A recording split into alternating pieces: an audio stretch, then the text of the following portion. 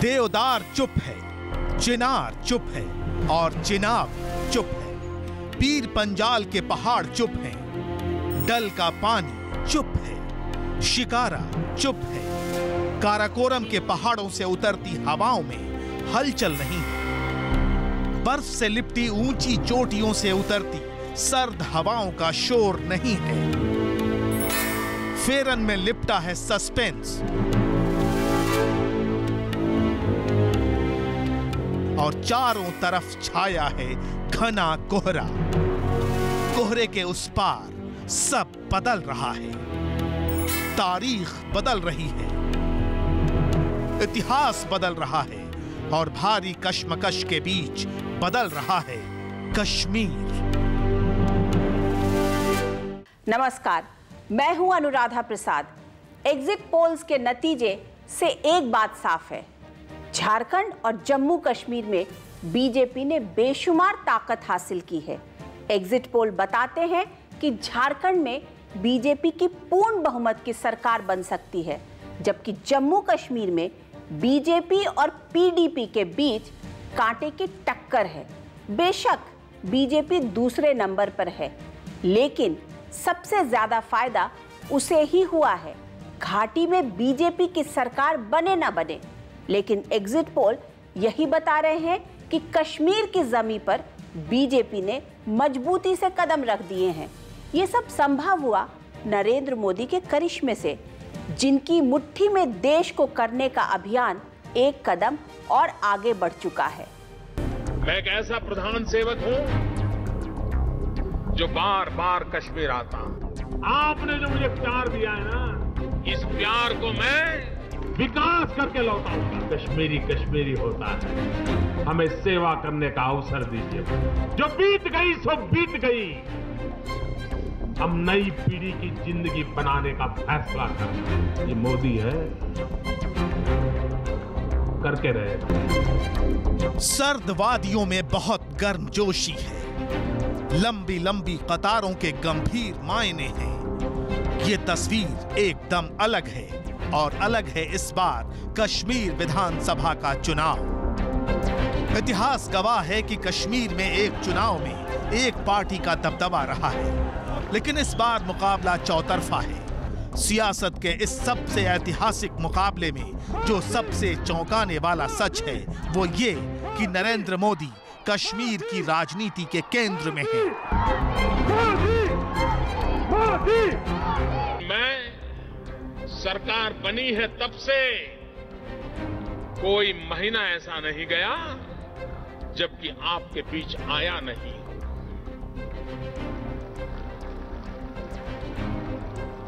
जुलाई में आया, अगस्त में आया, सितंबर में आया, अक्टूबर में आया, नवंबर में आया और आज दिसंबर में भी आ गया। 2014 में आया, 2015 में भी आऊंगा। सिर्फ नरेंद्र मोदी की वजह से कश्मीर की सर्द वादियों में जमहूरियत का बेइंतहा आकर्षण है। कन्याकुमारी से कश्मीर तक सियासी फतह की वो मोदी योजना है जिसने हिंदुस्तान की निगाहों का रुख घाटी की तरफ कर दिया है।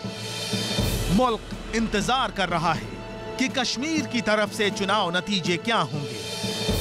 क्या कश्मीर भी नरेंद्र मोदी के सपनों के हिंदुस्तान का हमसफर होगा?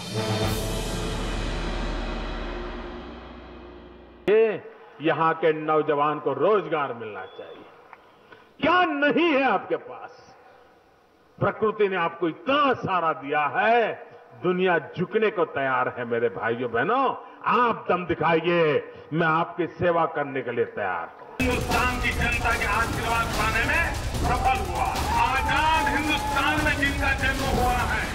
न कश्मीर में सियासी हस्ती का अतीत, न कश्मीर में धार्मिक जातिगत समीकरण का केसरिया वजूद, न कश्मीर में कोई चमकदार चेहरा, फिर भी कश्मीर में बीजेपी के हौसले आसमान पर हैं। नरेंद्र मोदी ने खुद को पूरी तरह कश्मीर में झोंक दिया।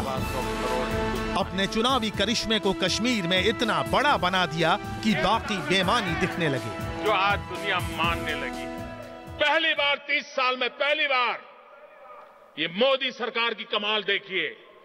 पहली बार सेना ने प्रेस कॉन्फ्रेंस करके कहा कि जो 2 नौजवान मारे गए थे सेना की गलती थी और सेना ने अपनी गलती मानी। इंक्वायरी कमीशन बैठा और जिन लोगों ने गोली चलाई थी उन पर केस दर्ज कर दिया गया। ये मेरे नेक इरादों का सबूत है मेरे भाइयों बहनों। पहले कहावत हुआ करती थी, पहाड़ का पानी। नरेंद्र मोदी की तैयारी का अंदाज कुछ यूं था कि संसद सुलगती रही, धर्मांतरण का मुद्दा गर्माता रहा, विरोधी लोकतंत्र की पंचायत से प्रधानमंत्री की गैर मौजूदगी पर सवाल उठाते रहे। लेकिन नरेंद्र मोदी का एक पांव कश्मीर में था तो दूसरा झारखंड में। सवाल उठता है कि क्यों कश्मीर मिशन नरेंद्र मोदी के टॉप एजेंडे पर आ गया। इस सवाल का जवाब बीजेपी के अतीत से भी है और वर्तमान से भी। तफसील से आपको इसके बारे में बताएंगे, लेकिन पहले ये देखना दिलचस्प है कि कश्मीर ने बदलाव की दहलीज पर खड़े होकर जमहूरियत का कैसा जश्न मनाया है।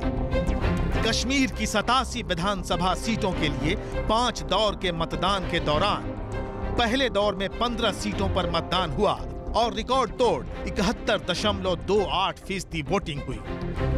दूसरे दौर में 18 सीटों पर 71% वोटिंग हुई। तीसरे दौर में 16 सीटों पर 58% वोट पड़े। चौथे दौर में 18 सीटों पर 49% मतदान हुआ। पांचवें दौर में 20 सीटों के लिए 76%। हर दौर में 2008 के मुकाबले रिकॉर्ड वोट पड़े। ये वोट तब पड़े जब बाढ़ की विनाश लीला के बाद विधानसभा चुनाव करवाने पर सवाल उठे थे। ये वोटिंग तब हुई जब चुनावों पर आतंक का साया मंडराया। लेकिन कश्मीर ने बाढ़ और बुलेट का जवाब बैलेट से दिया। कश्मीर में बम्पर वोटिंग हुई। एग्जिट पोल के नतीजों से भी साफ है कि ज्यादा वोटिंग उमर अब्दुल्ला सरकार बदलने के लिए हुई। तो क्या ये माना जाए कि नरेंद्र मोदी की आक्रामक कैंपेनिंग ने कश्मीर को उस मोड़ पर लाकर खड़ा कर दिया जिससे बीजेपी सबसे बड़ी गेनर बनकर उभरी है? फिर भी एक सवाल हमेशा कायम है कि क्या मुस्लिम बहुल जम्मू कश्मीर में, खासकर घाटी में, मोदी मैजिक संभव था? जो समीकरण हिंदुस्तान की सियासत की बुनियाद है, कश्मीर का समीकरण उससे एकदम अलग है। देश के हर कोने में मुस्लिम आबादी एक वोट बैंक है, सिवाय कश्मीर के। कश्मीर मुस्लिम बहुल है, यहाँ अलगाववादी भी हैं और पाकिस्तान परस्त भी। बीजेपी जिस हिंदू राष्ट्र और हिंदुत्व की भावनात्मक राजनीति की पैरोकारी करती है, कश्मीर की जनता उस सियासत की स्वाभाविक विरोधी है।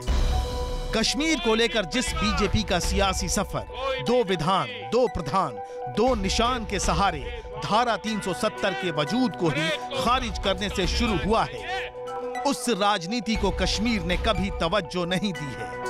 लेकिन मोदी राज में बीजेपी ने अपनी राजनीति का चाल चरित्र और चेहरा बदल दिया। हमने इसलिए कहा ना, it is as important as your first question about Ram Janmabhoomi. इसलिए मैं कह रहा हूं क्योंकि स्टेट का इलेक्शन का इस समय जम्मू कश्मीर में हमने जो माना है, सबसे अहम चीज जम्मू कश्मीर को एक भ्रष्टाचार मुक्त और 2 परिवारों का राज से मुक्त अच्छा शासन देना है, जिससे वहां विकास हो सके। अपने अतीत को भुलाकर बीजेपी कश्मीर में आगे बढ़ी। न उसने धारा 370 की बात की और न ही विस्थापित कश्मीरी पंडितों के मुद्दे को जोर शोर से तवज्जो दिया।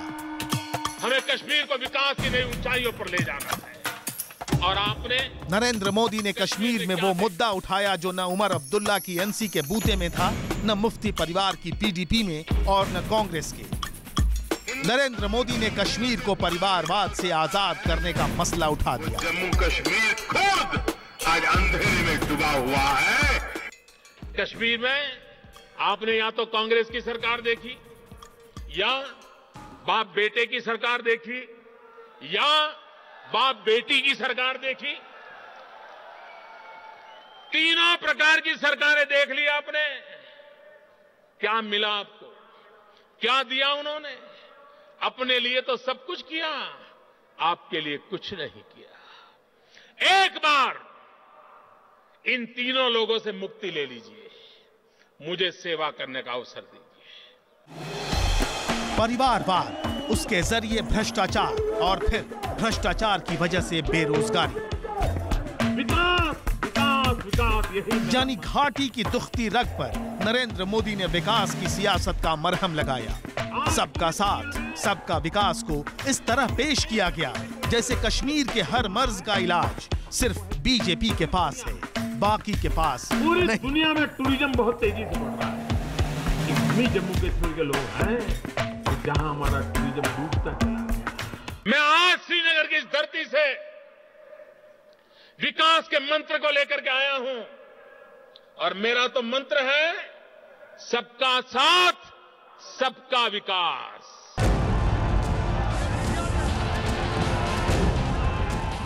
ये सियासत का सरल सूत्र है जिसके दम पर नरेंद्र मोदी ने 2014 का लोकसभा चुनाव लड़ा था।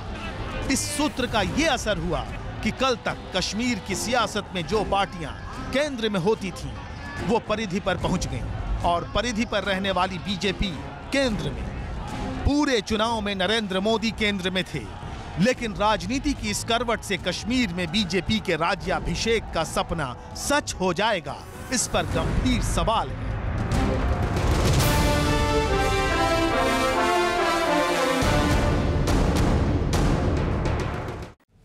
एग्जिट पोल इशारा करते हैं कि बीजेपी जम्मू इलाके में जनता का विश्वास जीतने में कामयाब रही। करीब 69% जनता ने उन पर भरोसा किया, लेकिन भयंकर बाढ़ के बीच और दिवाली के दिन श्रीनगर जाकर नरेंद्र मोदी ने कश्मीर घाटी का जो विश्वास जीतने की कोशिश की थी, उसमें वो कामयाब होंगे या नहीं, ये तो अब भी एक बड़ा सवाल है। एक एग्जिट पोल कहता है कि कश्मीर घाटी की 42% आवाम को नरेंद्र मोदी पर भरोसा नहीं है। वैसे घाटी का भरोसा जीतने के लिए बीजेपी ने कोई कसर नहीं छोड़ी। आंकड़े गवाही देते हैं कि पीर पंजाल और काराकोरम के ऊंचे पहाड़ों के बीच बसी कश्मीर घाटी में सिफर रही है बीजेपी। ये वही कश्मीर घाटी है जिस पर जिसका कब्जा हुआ, कश्मीर की हुकूमत उसकी मुट्ठी में होती है। 87 सदस्यीय जम्मू कश्मीर विधानसभा में कश्मीर घाटी में 46 सीटें हैं, यानी आधी से ज्यादा। जम्मू में 37 और लद्दाख में 4। जम्मू और लद्दाख में तो बीजेपी की हमेशा मौजूदगी रही है, लेकिन यह मुस्लिम बहुल कश्मीर घाटी है जो बीजेपी की कमजोर कड़ी है। इसलिए विधानसभा चुनाव में बीजेपी नई रणनीति के साथ उतरी। पार्टी ने कश्मीर घाटी के छोटे छोटे दलों से संपर्क किया है, जिसमें अलगाववादी नेता सज्जाद लोन की पीपुल्स कॉन्फ्रेंस भी शामिल है। सज्जाद लोन की दिल्ली में प्रधानमंत्री नरेंद्र मोदी से मुलाकात और श्रीनगर रैली में उनकी मौजूदगी पहले ही काफी सुर्खियां बटोर चुकी है। बताते हैं कि घाटी के छोटे छोटे हिस्सों में ये छोटी पार्टियां बहुत मजबूत हैं और इनके दम पर बीजेपी ने पहली बार कश्मीर की वादियों में कमल खिलाने का प्लान तैयार किया है। घाटी में इस सियासी इंजीनियरिंग के मुख्य इंजीनियर राम माधव जैसे नेता हैं, जिन्होंने कश्मीर के ताबड़तोड़ दौरे कर बीजेपी के लिए जमीन बनाई।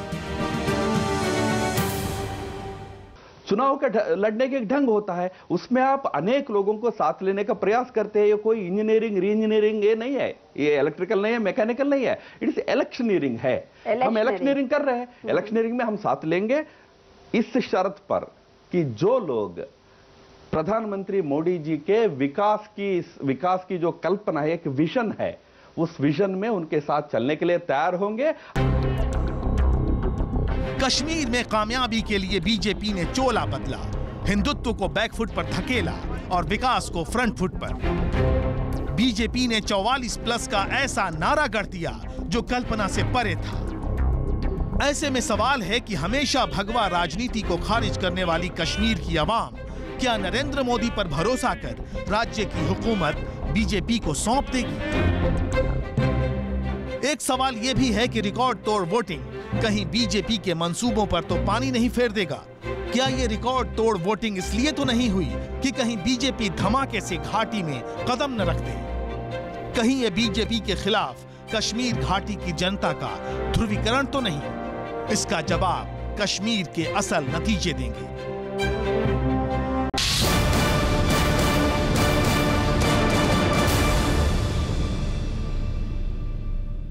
लोकसभा चुनाव में भी बीजेपी ने जम्मू और लद्दाख में अच्छा प्रदर्शन किया था, तब भी घाटी में बीजेपी का प्रदर्शन फीका था। अब कश्मीर घाटी का भरोसा नरेंद्र मोदी अगर नहीं जीत पाते हैं तो उसकी पूरी जिम्मेदारी बीजेपी की तमाम पॉलिटिकल इंजीनियरिंग और अग्रेसिव कैंपेनिंग के खाते में जाएगी, जिसके कारण काउंटर पोलराइजेशन हुआ, यानी घाटी के लोगों को बीजेपी के खिलाफ लामबंद किया गया। कश्मीर का भी दुनिया में जय जयकार करना है तो कश्मीर में भी पूर्ण बहुमत वाली भाजपा की सरकार बनाएंगे। बताते हैं कि बीजेपी की ध्रुवीकरण की राजनीति के जवाब में कश्मीर घाटी में उल्टा असर हुआ। बीजेपी ने घाटी की कुछ सीटों पर कश्मीरी पंडितों के वोट के सहारे पहली बार कामयाबी की रणनीति अपनाई। मेरे इन साथियों को विजयी बनाइए, उनको ताकत दीजिए।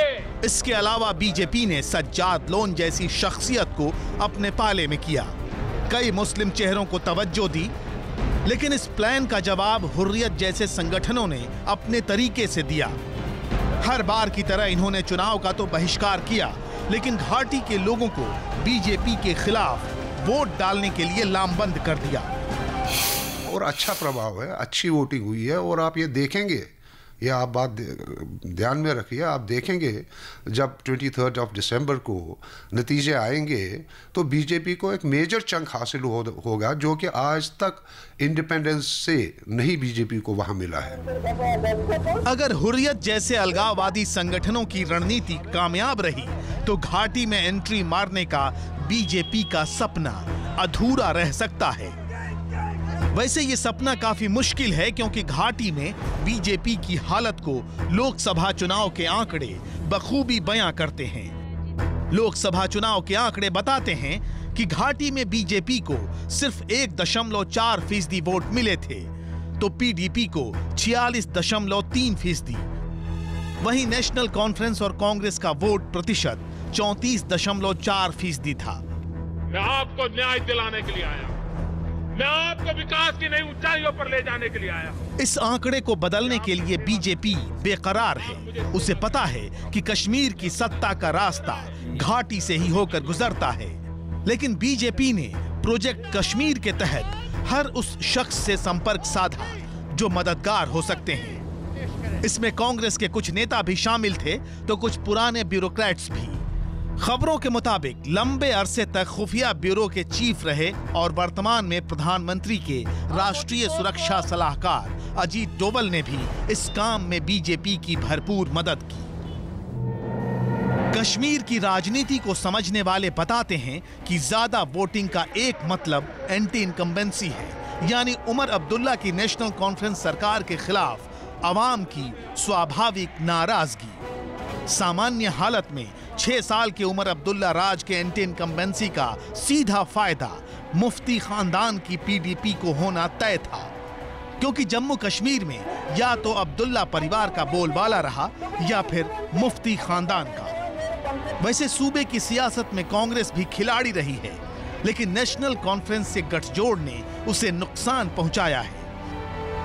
लिहाजा कश्मीर की जनता के पास इस चुनाव में अब्दुल्ला सरकार के विकल्प के तौर पर पीडीपी की सरकार थी, लेकिन बीजेपी की जोर आजमाइश ने पीडीपी की राह मुश्किल कर दी। मैं उम्मीद है इंशाल्लाह हम 45 से 50 सीटों पे कामयाबी हासिल करेंगे और मध्य मुकाबल अपोजिशन में मेरे ख्याल में बीजेपी कोई 20-21 सीट का आंकड़ा क्रॉस करे। जम्मू में बेशक ऐसा हो ही नहीं सकता कि मोदी फैक्टर ना रहे, वजीर आजम हैं और बीजेपी के अनचैलेंज लीडर हैं अभी। कश्मीर में कम। नफे नुकसान का ये खेल सिर्फ कश्मीर घाटी में है, जहां बीजेपी की मौजूदगी नहीं है। अपनी इस कमजोरी को मजबूती में बदलने के लिए ही बीजेपी ने घाटी की छोटी छोटी पार्टियों से रिश्ता बनाया। इस रणनीति का दोहरा फायदा है।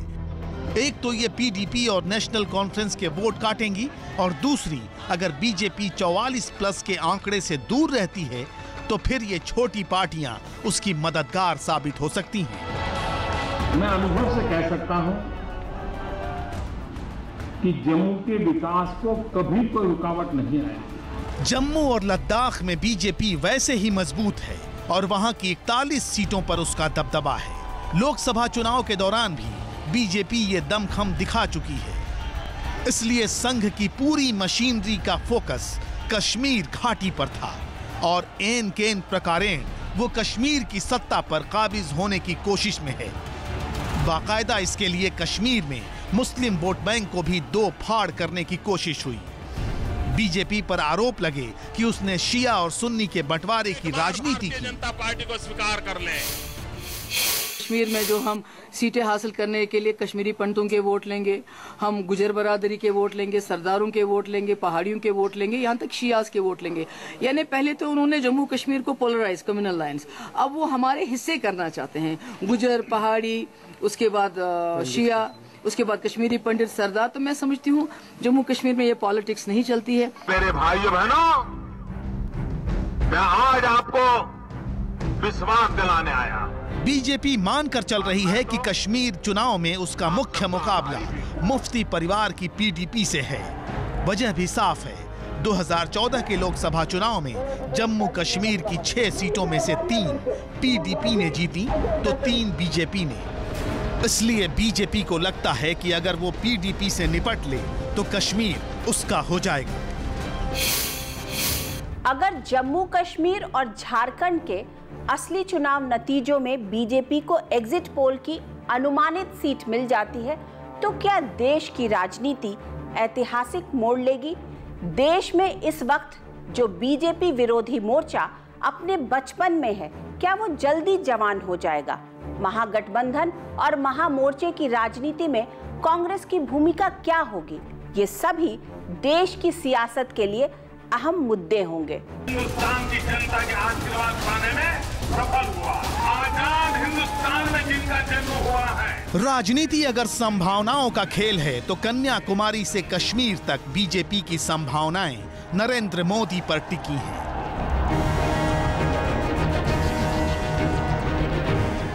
मुमकिन है तमाम जोर आजमाइश के बावजूद कश्मीर में मोदी मैजिक का कमाल न हो, फिर भी मिशन 44+ को मुंगेरी लाल का हसीन सपना समझना नादानी होगी।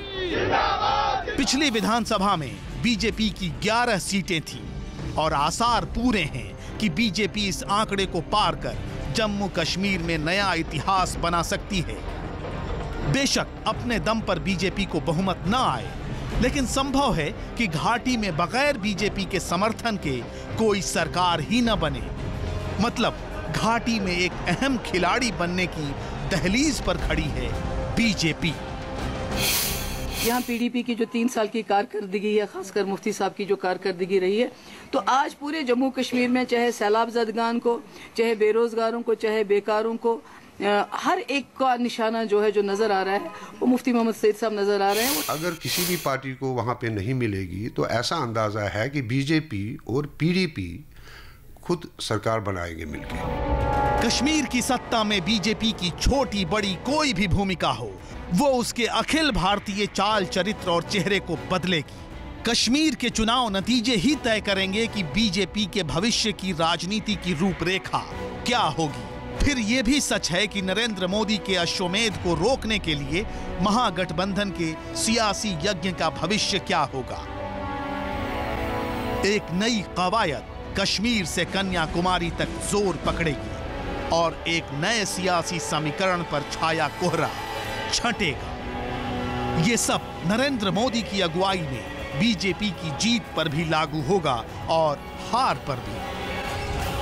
नरेंद्र मोदी जिंदाबाद। दरअसल जम्मू कश्मीर और झारखंड के विधानसभा चुनाव से पहले मोदी विरोधी मोर्चा सक्रिय है। मोदी के प्रताप से मुलायम, लालू, नीतीश की जुगलबंदी परवान पर है। कश्मीर और झारखंड के नतीजों के बाद ये और दलों और साथियों का खोजबीन अभियान चलाएंगे।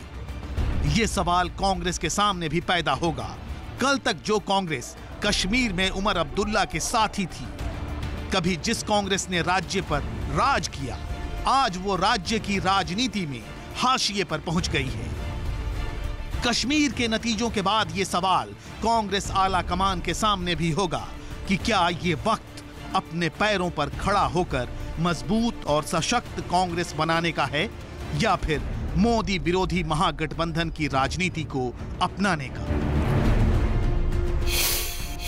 नरेंद्र मोदी राजनीति के जिस रथ पर सवार होकर देश की सियासत को मुट्ठी में करने की तरफ बढ़ रहे हैं, कश्मीर और झारखंड उसका पड़ाव भर है। ये रथ रुकेगा नहीं, बल्कि ये बीजेपी के भारत विजय के मिशन को और बुलंदी देगा। देश की राजनीति किस करवट बैठेगी और राजनीति के नए समीकरण क्या होंगे, इसका इंतजार बेसब्री से रहेगा। आज के प्रोग्राम में बस इतना ही। नमस्कार।